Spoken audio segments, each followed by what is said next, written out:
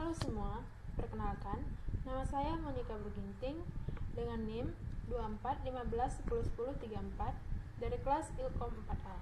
Nah, pada kesempatan kali ini saya akan membahas kasus penipuan menggunakan teknologi deepfake yang terjadi di Hong Kong pada tahun 2024.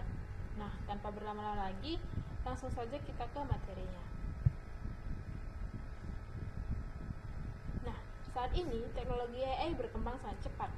AI bisa membantu manusia dalam berbagai pekerjaan, tetapi juga bisa disalahgunakan untuk melakukan kejahatan. Nah, salah satu contohnya adalah deepfake. Deepfake merupakan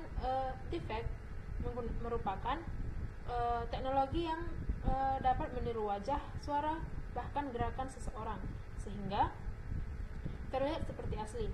Nah, karena hasilnya semakin sulit dibedakan dari yang asli, teknologi ini mulai digunakan untuk melakukan berbagai bentuk penipuan.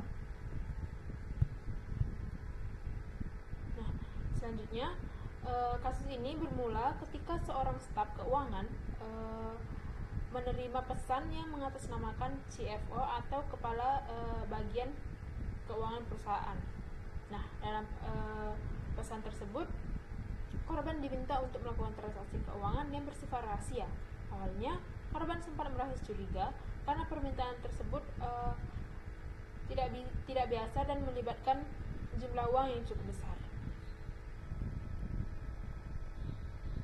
Nah, untuk menghilangkan rasa curiga, pelaku kemudian mengundang korban ke sebuah video conference.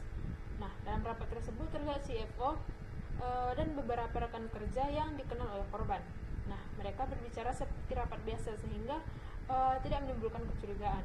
Nah, karena semua terlihat normal, korban menjadi yakin bahwa instruksi yang diberikan memang benar, berasal dari pihak perusahaan. Nah, setelah mengikuti rapat tersebut, korban akhirnya melakukan beberapa kali transfer dana sesuai instruksi yang diberikan.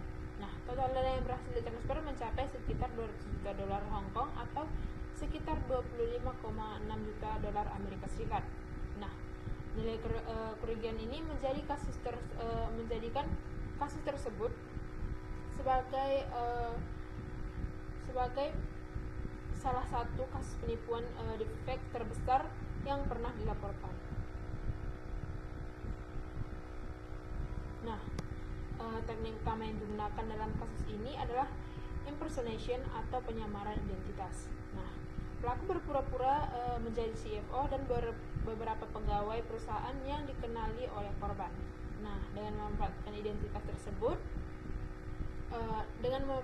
identitas orang yang dipercaya, pelaku berhasil membuat korban merasa aman dan tidak menyadari bahwa dirinya itu sedang ditipu.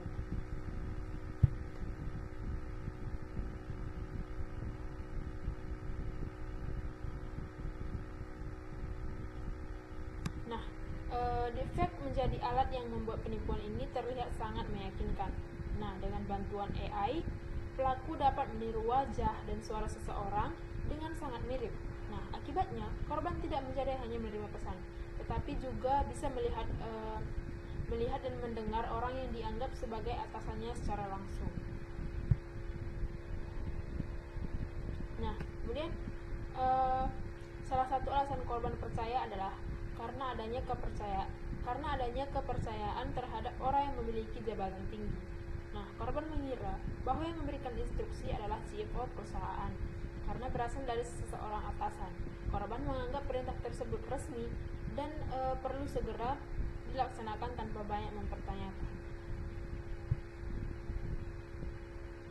Nah, selain melihat CFO, korban juga melihat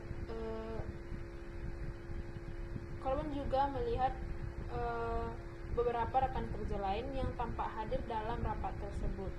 Nah, karena tidak ada yang terlihat mencurigakan atau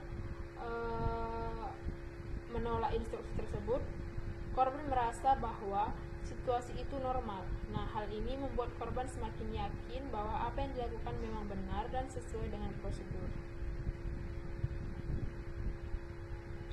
Nah, salah satu penyebab utama keberhasilan penipuan ini adalah kurangnya verifikasi. Nah, meskipun awalnya sempat curiga, korban tidak melakukan konfirmasi ulang melalui telepon atau jalur komunikasi resmi lainnya. Nah, setelah melihat video conference tersebut, korban langsung percaya dan menjalankan instruksi yang diberikan. Nah, kasus ini menunjukkan bahwa wajah, suara, dan video tidak selalu dijadikan bukti bahwa seseorang benar-benar asli. Nah, teknologi AI saat ini mampu membuat tampilan yang sangat meyakinkan.